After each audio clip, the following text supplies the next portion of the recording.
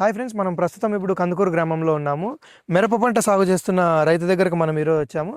ధరలు ఎలా ఉన్నాయి అనేది మిగతా విషయాలన్నీ మనం రైతుని అడిగి తెలుసుకుందాం. మీ పేరేం పేరన్నా? శేఖర్.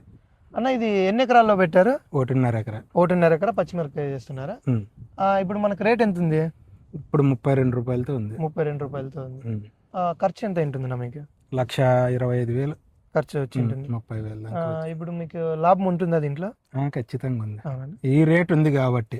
లేకపోతే ఇంతకు ముందు అయితే రేట్లు 10, 15 ఇలా ఉంటే రేటు కూలీలకే లేబర్కే సరిపోతుంది. ఇప్పుడు 32 రూపాయలు మన రైతుకి తోటలోనే కొనుక్కుంటున్నాడు. తోటకు వచ్చి కొనుక్కొని తోట మీదనే ఇక్కడే వచ్చి కొనుక్కొని వెళ్తున్నాడు. మరి క్రాప్ ఇప్పుడు ఎట్లుందన్న? క్రాప్ అయితే బాగుంది, చిక్కగా ఉంది, బాగా పట్టుకుంది, ఉన్ని చాటికి కాయలు.